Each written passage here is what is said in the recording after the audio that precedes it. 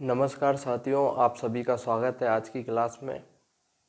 आज हम भारतीय संविधान के महत्वपूर्ण विषय को पढ़ने जा रहे हैं। आज की क्लास में हम भारतीय संविधान के सभी भागों को पढ़ेंगे। भारतीय संविधान के 22 भाग पढ़ने वाले हैं। तो आइए शुरुआत करते हैं आज की क्लास की।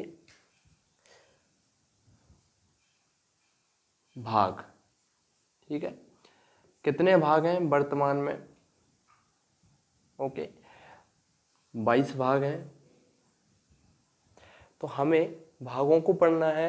एक एक भाग को हम क्रमानुसार पढ़ेंगे। और किस तरह से पढ़ेंगे? एक साइड में हम पहले भाग के बारे में जानेंगे, कौन सा भाग है। जैसे भाग 1 मान लीजिए, उसमें क्या है वो समझने वाले हैं, और उससे संबंधित अनुच्छेद की बात करेंगे, ठीक है। तो इससे आपकी 2 और 3 चीज़ें स्पष्ट हो जाएंगी कि कौन सा भाग है, उस भाग में क्या है, और वो भाग कौन से अनुच्छेदों में विस्तृत है, ठीक है। ये आपको समझ में आ जाएगा इस क्लास में। और भाग जो हैं 22 भागों में से 1 से 2 भाग हमेशा एग्जाम में पूछे जाते हैं। यहाँ से प्रश्न बनने की संभावना बहुत ज़्यादा होती है। और अब हम बात करते हैं सबसे पहले कि मूल संविधान में क्या स्थिति थी और वर्तमान में क्या स्थिति है। अगर हम मूल संविधान की बात करें,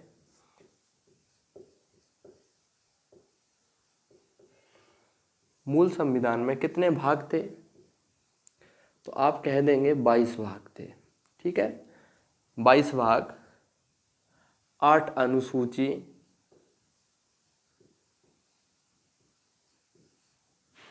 और 395 अनुच्छेद थे, ठीक है। ये बात एकदम स्पष्ट होना चाहिए सभी को, ठीक है, कि 22 भाग, 8 अनुसूची और 395 अनुच्छेद मूल संविधान में मौजूद थे। मूल संविधान में की कहानी समझने के बाद अब हम बात करते हैं वर्तमान में।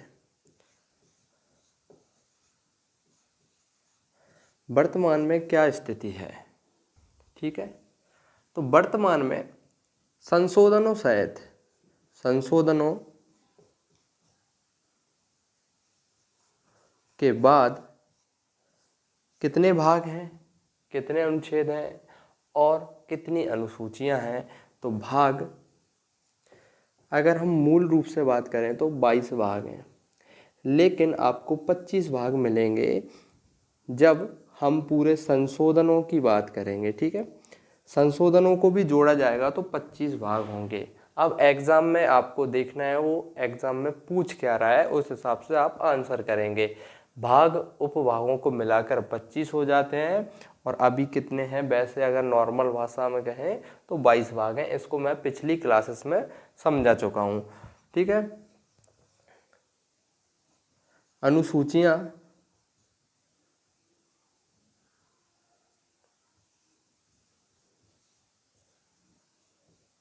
अनुसूचियाँ कितनी हैं? आप 12 अनुसूचियाँ हैं।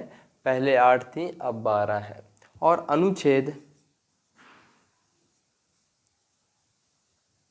अगर अनुच्छेद की बात करेंगे तो 395 अनुच्छेद हैं, ठीक है। अब हम सबसे पहले भाग 1 से शुरू कर रहे हैं और सभी एक एक भाग को पढ़ने वाले हैं 22 भाग तक, ठीक है। भाग 1 का शीर्षक क्या है, या भाग 1 में क्या है? संघ और राज्य क्षेत्र। संघ और राज्य क्षेत्र, ठीक है। और भाग 1 का जो विस्तार है, अगर हम अनुच्छेद की बात करें तो कहाँ से कहाँ तक है? अनुच्छेद 1 से लेकर 4 तक, ठीक है। इससे स्पष्ट हो जाता है आपको कि भाग 1 में क्या है और अनुच्छेद 1 से लेकर 4 तक इसका विस्तार देखने को मिलता है। भाग 1 में क्या मिलेगा आपको? हमारे संघ का नाम क्या है, उसमें कौन कौन से राज्य क्षेत्र आते हैं, ठीक है, कितने राज्य हैं, कितने केंद्र शासित प्रदेश हैं, ये सारी बात बताते हैं। साथ ही साथ अगर कोई राज्य नया बनाना हो, उसका गठन करना हो, ठीक है, ये सारी बातें भाग 1 के अंतर्गत अनुच्छेद 1 से लेके 4 तक वर्णित हैं। ठीक है, अब हम भाग 2 की बात करते हैं। भाग 2, भाग 2 में क्या है? भाग 2 में है नागरिकता।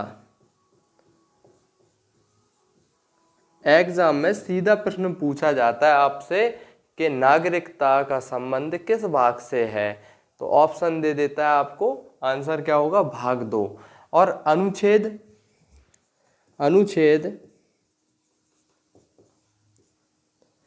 4 पे यहाँ खत्म हो रहे हैं, तो हम यहाँ से शुरू करेंगे 5 से लेकर 11 तक।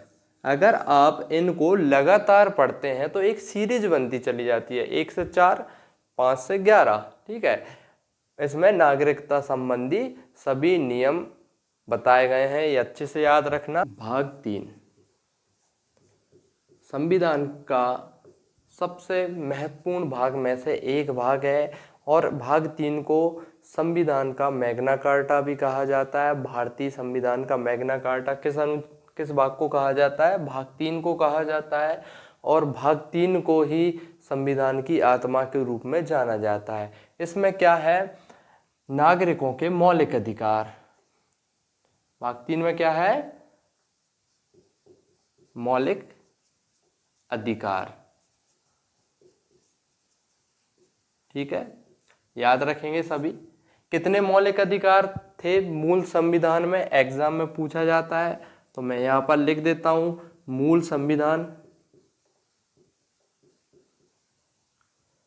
संविधान में कितने थे आपको बता चुके हैं, कमेंट में आंसर करो जल्दी से। 7 थे। और वर्तमान में कितने हैं? 6 मूल अधिकार हैं। ठीक है, एक मूल अधिकार हुआ करता था अनुच्छेद 31। ठीक है, अनुच्छेद 31 में संपत्ति का अधिकार था, उसको हटा दिया गया। ठीक है, याद रखना। आगे जब हम मौलिक अधिकार पढ़ेंगे तब मैं आपको बताऊंगा इसको हटाकर कहाँ रखा गया, कौन से संशोधन के द्वारा रखा गया। अभी फिलहाल आपको ये बात याद रखनी है।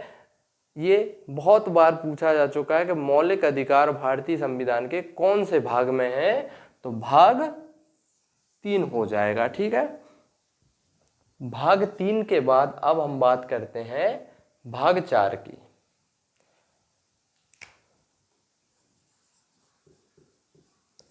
भाग 4 में क्या है? राज्य के लिए नीति निर्देशक तत्व। जब हमने प्रस्तावना पढ़ी थी उसमें हमने जाना था कि भारत को लोकतांत्रिक गणराज्य बनाने के लिए उसके समस्त नागरिकों को राजनीतिक, सामाजिक और आर्थिक, ठीक है, सामाजिक, आर्थिक और राजनीतिक तीनों स्तरों पर न्याय और लोकतंत्र स्थापित करने की बात कही थी। तो उनको स्थापित करने के लिए या एक लोक कल्याणकारी राज्य की स्थापना करने के लिए सरकार को निर्देश दिए गए हैं। ठीक है, संविधान द्वारा, उन्हें हम भाग 4 में पढ़ते हैं। ओके, भाग 4 का शीर्षक क्या है? राज्य के नीति निर्देशक तत्व।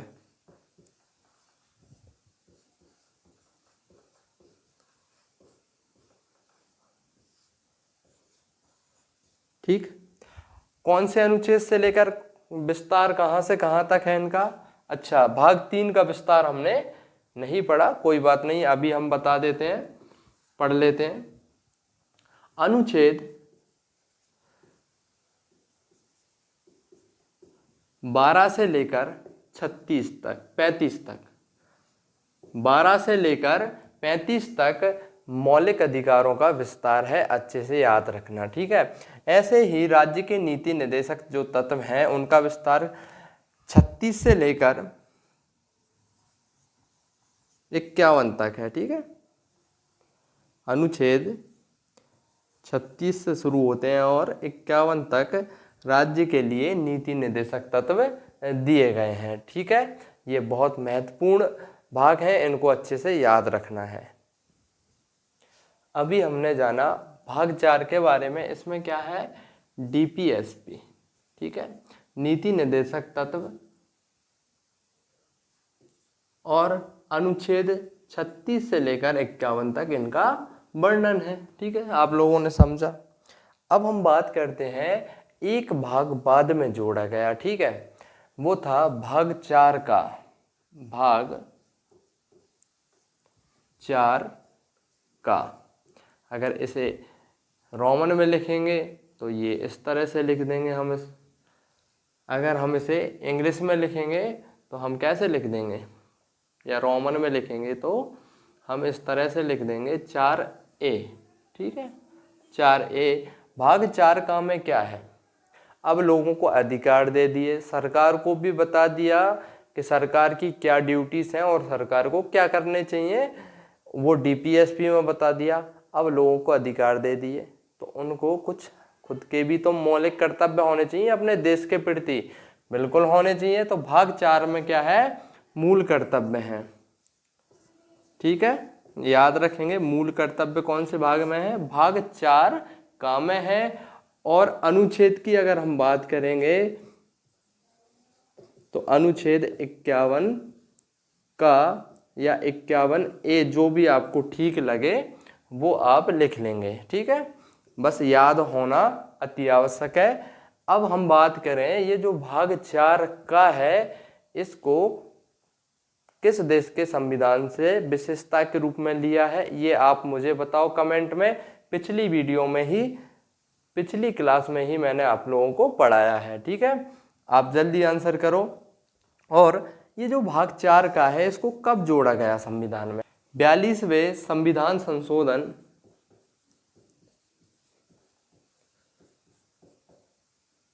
1976। ठीक है, 42वें संविधान संशोधन 1976 के द्वारा इनको जोड़ा गया है। उम्मीद करता हूं आप सभी ने कमेंट में सही उत्तर दिया होगा। सही उत्तर है इसका, मौलिक जो कर्तव्य है हमने सोवियत संघ रूस के संविधान से विशेषता के रूप में ग्रहण किए थे। और ये 10 थे, शुरुआत में कितने थे, 10 थे जब इनको जोड़ा गया था, बाद में एक जोड़ा गया शिक्षा वाला। ठीक है, तो ये अभी वर्तमान में कितने हैं, 11। ठीक है, याद रखना वर्तमान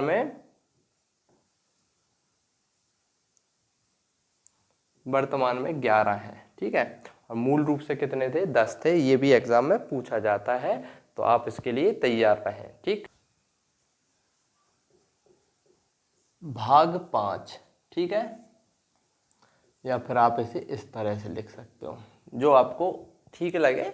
बस हमारा उद्देश्य क्या है, पढ़ना और समझना। ठीक है, चीज़ों को बहुत ब्यूटी या सुंदरता में नहीं, हमें बस समझ में आना चाहिए, वो चीज़ मायने रखती है। या तो आप ऐसे पर लिख लो या ऐसे, बस आपको याद होना चाहिए एग्जाम में और डेली लाइफ में आपको पता होना चाहिए। भाग 5 में क्या है, संघ। क्या है, भाग 5 में संघ है। संघ के बारे में सारी जानकारी आपको भाग 5 में मिलती है। और इसका विस्तार अगर देखें, अनुच्छेद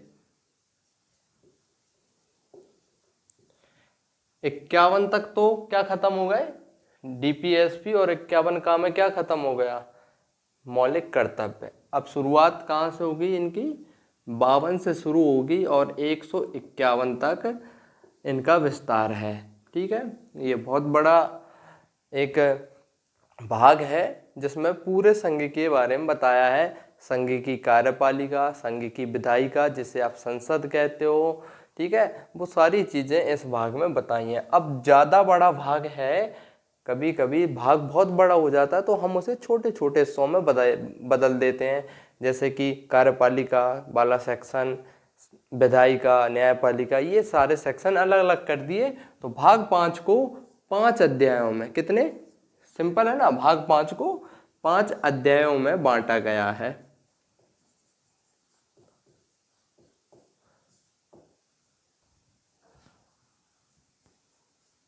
भाग 6 की बात करते हैं। ठीक है, ओके, भाग 6। पहले हमने संघ के बारे में पढ़ा, संघ के बाद दूसरा क्या स्तर है, शासन का, राज्य। तो इसमें क्या है, राज्य। भाग 6 में राज्य हैं और इनका विस्तार कितना है, किस अनुच्छेद से किस तक है,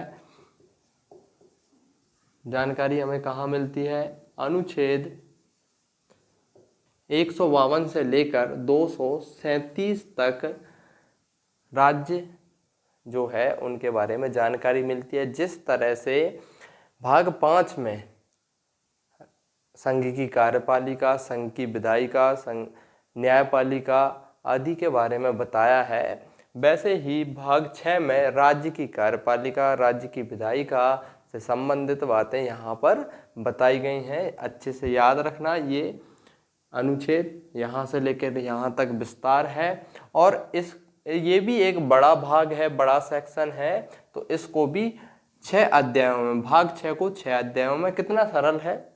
अगर एग्जाम में अध्याय पूछ ले, वैसे पूछता नहीं लेकिन कुछ भी पूछ सकता है जब सिलेबस में दे रखा है तो भाग 6 में कितने अध्याय हैं? भाग 6 में 6 अध्याय हैं।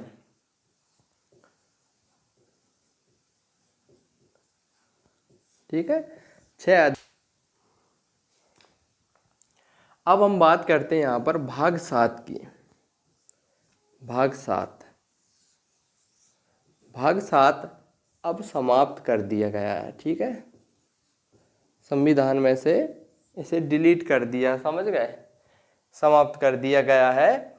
इसमें क्या था ये तो पूछा जा सकता है कि भाग 7 को समाप्त कर दिया गया है, भाग 7 में क्या था ऐसा।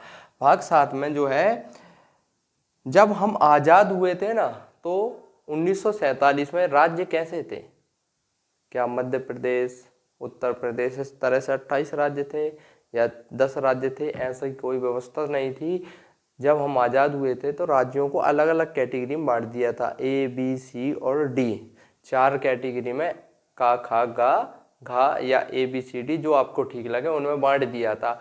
तो अलग अलग राज्य बनाए गए। फजल अली आयोग का गठन हुआ था इससे पहले, और फजल अली आयोग की अनुशंसा पर ही राज्य पुनर्गठन आयोग जिसे कहते हैं, उसकी अनुशंसा पर ही 14 राज्यों का गठन किया गया और ये जो रियासतें पार्ट A, B, C और D, इनको समाप्त कर दिया गया था। और भाग 7 को भी 7वें संविधान, देखो कितना सरल है, भाग 7 को कौन से संविधान संशोधन से समाप्त किया?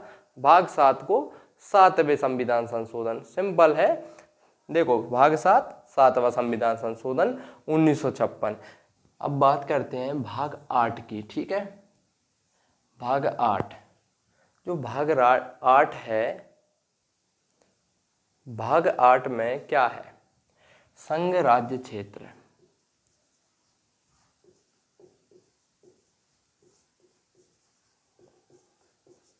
आप इसे किस नाम से जानते हैं? जो आम प्रचलन भाषा में है वो है केंद्र शासित प्रदेश के नाम से जानते हो।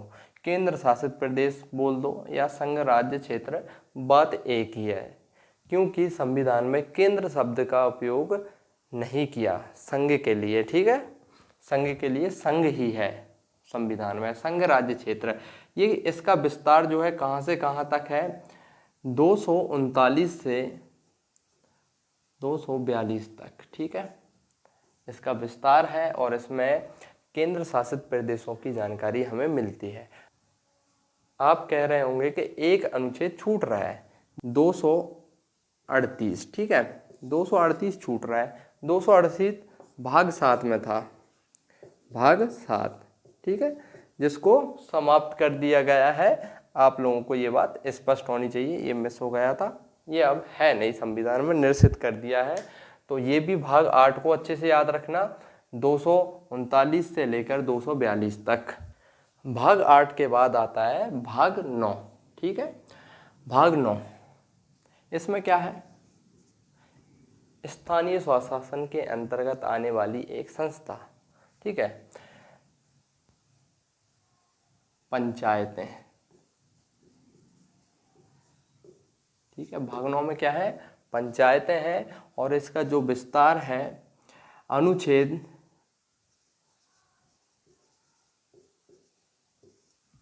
243। ठीक है, 243 में कितना? 243 ए से लेकर ओ तक। ठीक है, ABCDEFG इस तरह से ओ तक। ठीक है, 15 अनुच्छेद हैं इसमें पूरे पंचायतों के लिए। ठीक, अब भाग 9 के बाद बात करते हैं भाग 9 का की। ठीक है, 9 का। ओके, नौका मत समझ लेना, नाव, नौका या 9A। ठीक है, इसमें क्या है, इसमें भाग 9 में क्या है, पंचायतें हैं। भाग 9 का में क्या है, नगर पालिकाएं।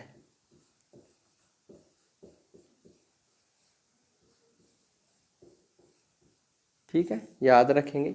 इनका जो विस्तार है वो कहाँ से कहाँ तक है, ओ तक तो यहाँ खत्म हो गए। अनुच्छेद ओ के बाद क्या आएगी, ओ के बाद आती है पी, और ZG तक क्या है, नगर पालिकाएं हैं। ये याद रखेंगे आप लोग अच्छे से। ठीक है, अब हम बात करते हैं 9ख, यानी 9B भी आप याद कर सकते हो, जो आपको ठीक लगे। 9B में क्या है, 9B जो है 2011 में जोड़ा गया, ये 1992 में जोड़े गए थे दोनों ही। ठीक है, 73वें और 74वें संविधान संशोधन के द्वारा भाग 9 और 9 को जोड़ा गया, और इसको 2011 में जोड़ा गया। ठीक है, 97वें संविधान संशोधन के द्वारा। अब भाई इसमें है क्या, इसका शीर्षक क्या है, तो सहकारी समिति।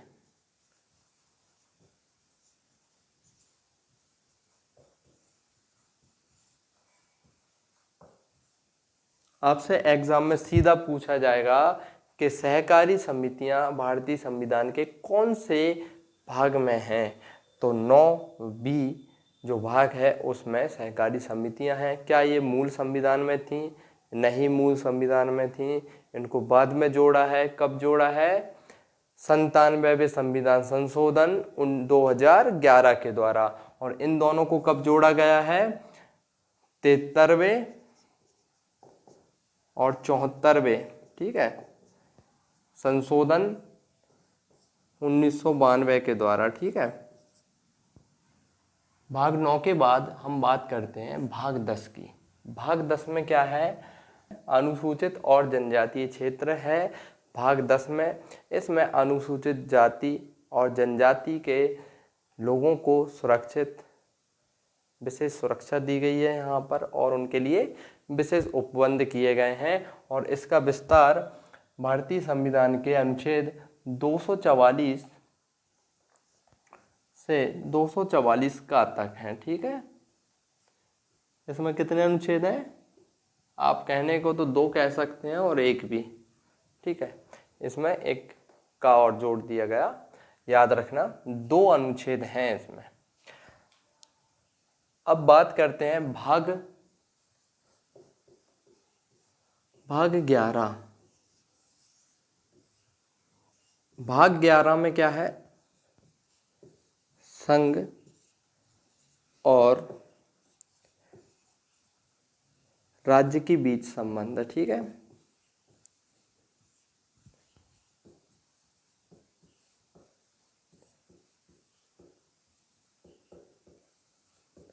अनुच्छेद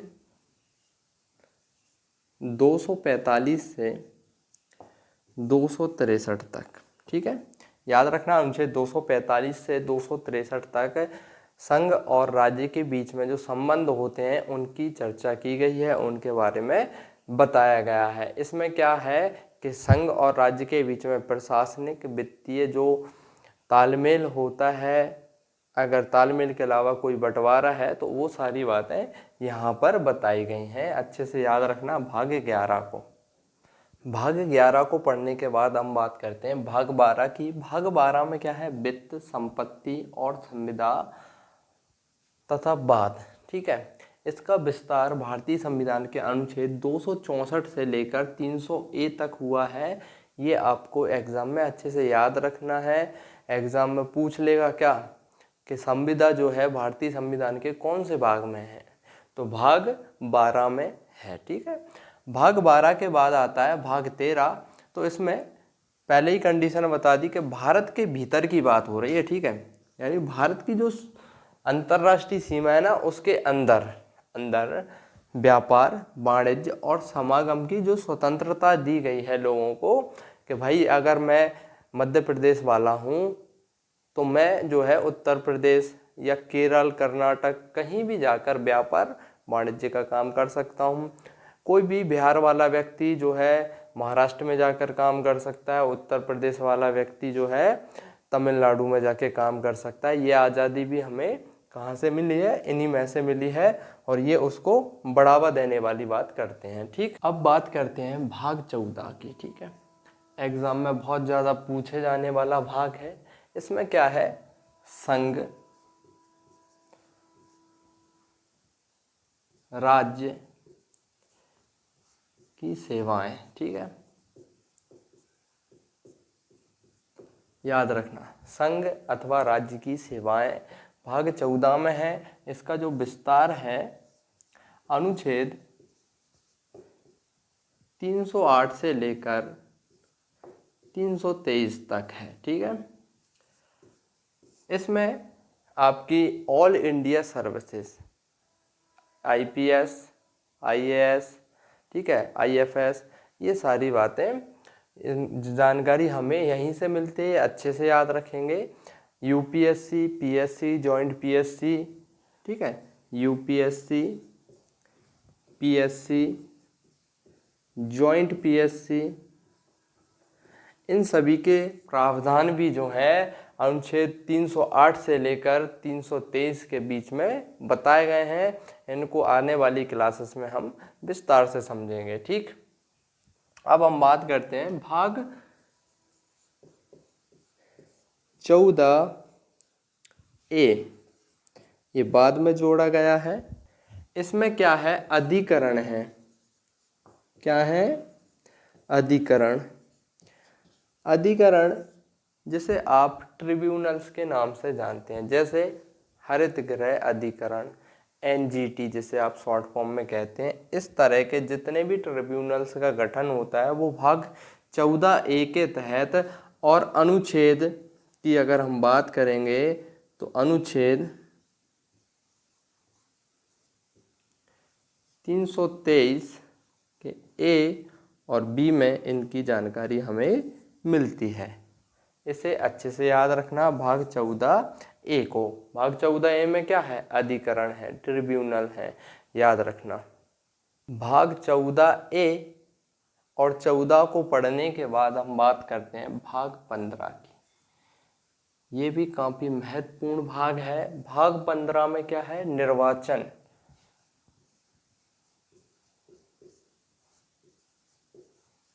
ठीक है, इसी भाग में बताया गया है कि भारत का जो निर्वाचन आयोग होगा उसका गठन कैसे होगा, उसके निर्वाचन आयोग के सदस्यों की नियुक्ति, कार्यकाल, सारी जानकारी हमें भाग 15 में मिलती है। इसका जो विस्तार है अनुच्छेद 324 से लेकर 329 तक है। ठीक है, 324 से लेकर 329 तक ये अनुच्छेद याद रखेंगे आप। ये आपको एकदम स्पष्ट कर देते हैं। कभी कभी एग्जाम में हमें समझ में नहीं आता कि अगर उसने निर्वाचन के बारे में पूछा और आपसे पूछा कि निर्वाचन संबंधी कोई अनुच्छेद पूछ लिया और आपको एकदम से याद नहीं कर पा रहे, अगर आपने भाग के साथ ये याद रखा यहाँ से यहाँ तक, तो आप इतना तो कंफर्म हो जाएंगे कि 324 से 329 के बीच का ही राइट होगा। इसके अलावा जितने भी जो ऑप्शन होंगे वे सभी क्या हो गए? गलत हो गए। ठीक है, ये इस तरह से आपके लिए बहुत उपयोगी है। ठीक है, इसी में बताया गया है इलेक्शन कमीशन ऑफ इंडिया, ठीक है, जो कि अभी बहुत चर्चा में है, और अभी वर्तमान में कुछ ऐसी स्थिति बन रखी है कि इलेक्शन कमीशन ऑफ इंडिया से लोगों का विश्वास, ठीक है, अब आप समझ रहे होंगे उसके क्या कारण है और क्या नहीं है। चुनाव धांधली बहुत ज़्यादा बढ़ चुकी है, इस वजह से लोगों का विश्वास भारत के जो है चुनाव प्रणाली पर घटता जा रहा है। भाग 15 के बाद हम बात करते हैं भाग 16 की। ठीक है, भाग 16 में क्या है? कुछ वर्गों के लिए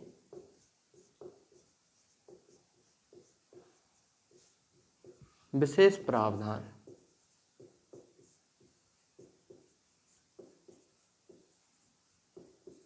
ठीक है, विशेष प्रावधान। इसमें एससी, ST OBC, ठीक है। अनुसूचित जाति, अनुसूचित जनजाति और पिछड़ा वर्ग, ठीक है। इन तीनों के लिए विशेष प्रावधान की बात कही है। अब हम बात करते हैं इसका जो विस्तार है वो कहाँ से कहाँ तक है। तो 330 से लेकर भारतीय संविधान के अनुच्छेद 330 से लेकर 342 तक है, ठीक है। इसमें भारतीय संविधान ने अनुसूचित जाति, जनजाति और पिछड़ा वर्ग के लोगों के लिए विशेष प्रावधान और विशेष सुरक्षा की बात कही है। इनको जब हम पढ़ते हैं तो हमें स्पष्ट हो जाता है SC ST OBC के बारे में बताया गया है। अब हम बात करते हैं भाग 17 की। भाग 17, भाग 17 में क्या है? भाषा, राजभाषा, ठीक है। राजभाषा के बारे में जानकारी मिलती है और इसमें 4 अध्याय शामिल हैं। इसे 4 अध्यायों में बांटा गया है, ठीक है। आप अच्छे से याद रखेंगे, सीधा एग्जाम में पूछता है भाषा पूछ लेगा या राजभाषा लिख देगा कि भाई भाषा भारतीय संविधान के कौन से भाग में है, तो भाग 17 होगा आपका उत्तर, ठीक है। भाग 17 के बाद हम बात करते हैं भाग 18, ठीक है। विशेषताओं में भी हमने इसकी बात की थी, आपात उपबंध।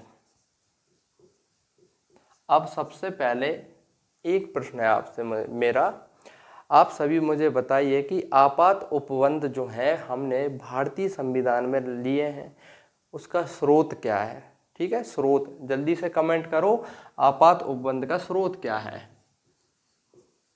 यदि आप सही से पढ़ रहे हैं तो आपका आंसर आना ही चाहिए। आपात उपबंध जो है इनका प्रावधान भारतीय संविधान के अनुच्छेद 352 से लेकर 360 तक, ठीक है। 352 से लेकर 360 तक आपात उपबंध की बात की है। इसके अंतर्गत 3 प्रकार के आपात बताए हैं। एक होता है राष्ट्रीय आपात,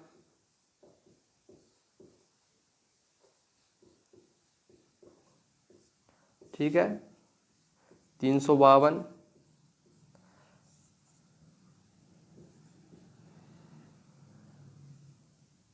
राष्ट्रपति शासन,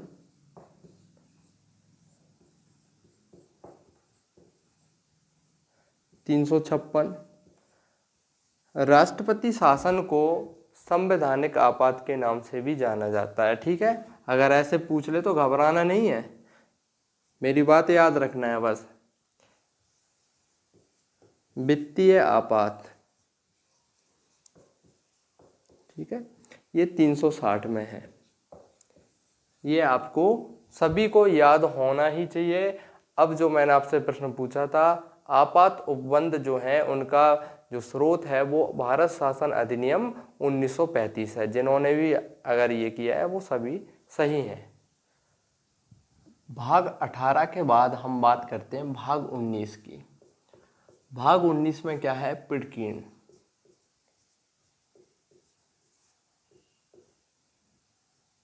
तीन 361 से लेकर भारतीय संविधान के अनुच्छेद 361 से लेकर 367 तक इसका प्रावधान है, ठीक है।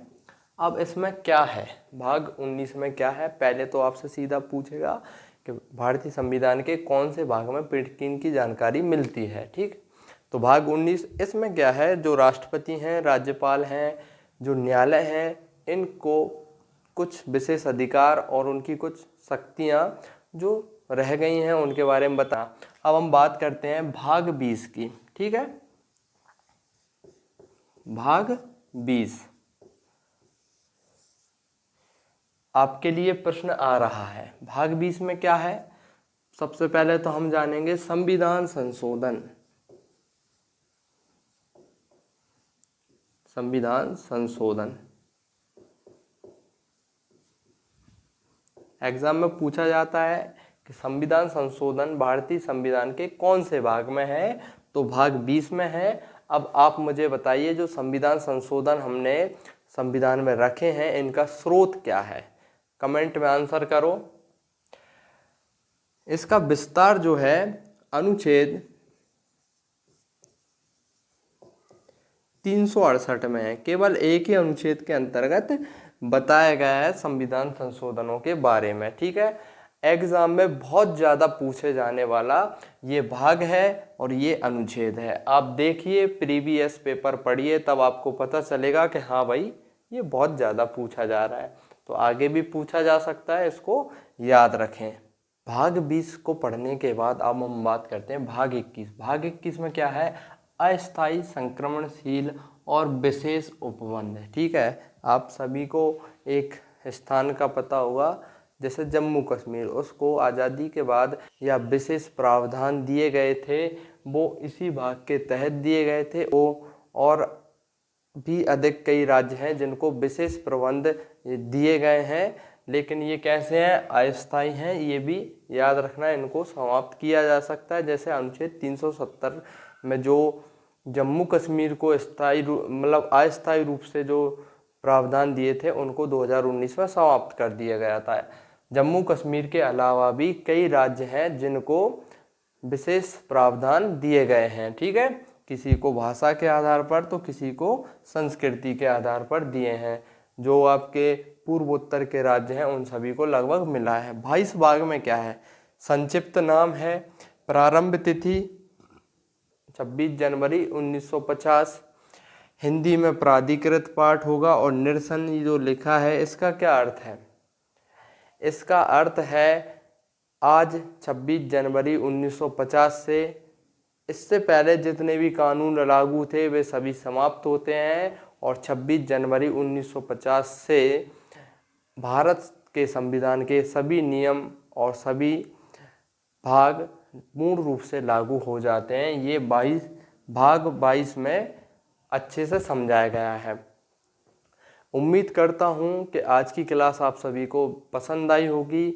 अपना सपोर्ट बनाए रखें। अगर आपको क्लास अच्छी लगी है तो कमेंट में ज़रूर करें। अगर आपको पसंद आ रही है तो हाँ, और कोई कमी है तो उसके बारे में भी बताएं। साथ ही साथ ज़्यादा से ज़्यादा लोगों तक शेयर करें और सब्सक्राइब करें। जय हिंद, जय भारत।